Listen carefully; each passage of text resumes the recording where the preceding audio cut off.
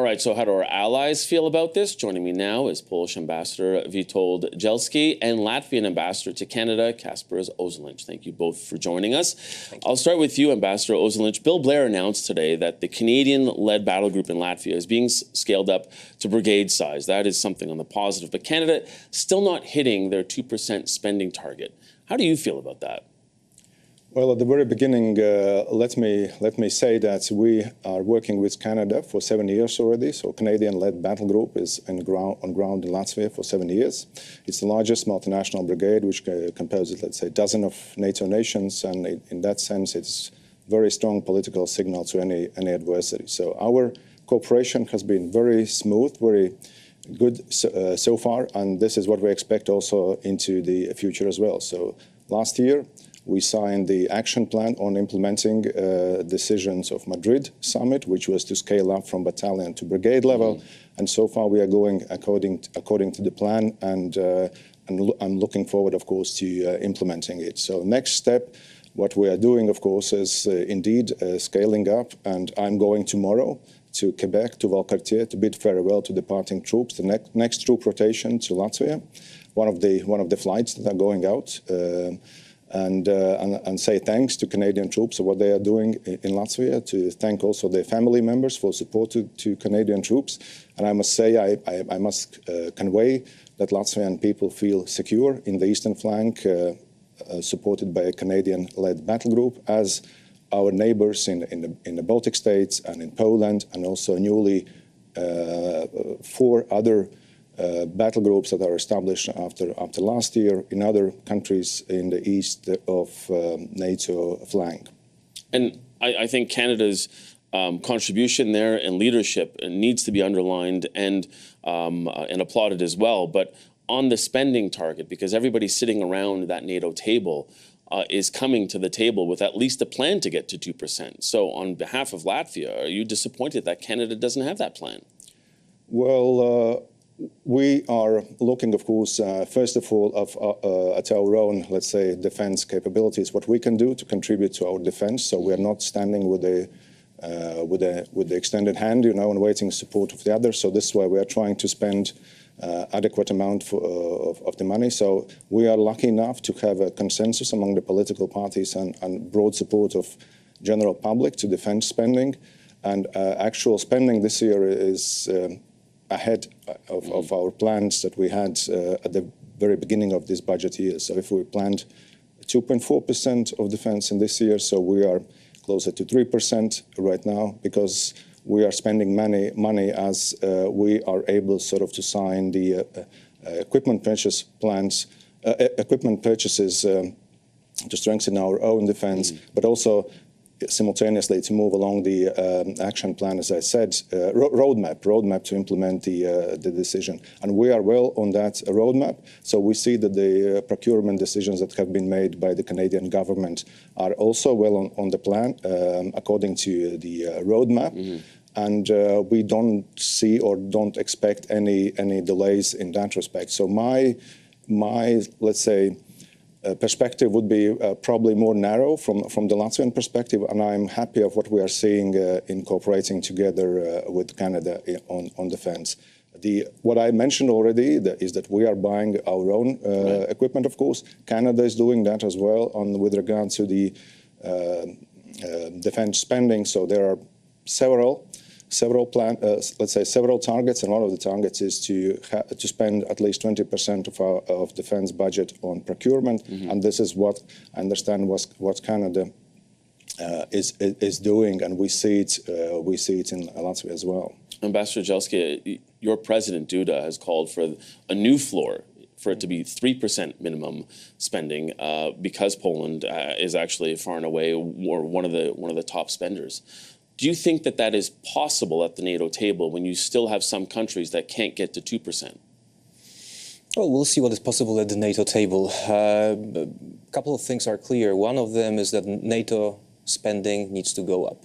And as you mentioned, Poland has been leading the charge in this regard. At this point, we are at the level of a little bit more than 4%. So this is, I think we are #1 country in terms of GDP. We are surpassing even United States. And this is something that we are pushing. We are in conversation with our Canadian colleagues. We understand the political context, so we are not, sort of pushing this in a sort of inappropriate manner. But we are encouraging all our NATO partners to spend more. The Central Eastern Europe, including the Baltic countries, Poland, we are leading the charge in this regard and giving example. And we understand that, on political level, quite often this is well understood in all the countries, including Canada. It's when we go down to the social level, this needs to be explained. Not everybody is within or in the area of the theater of war. Poland is, Latvia is, our countries are. So the level of spending is obvious in our case. But let me say that something which is also obvious for the experts, wars today are global. And the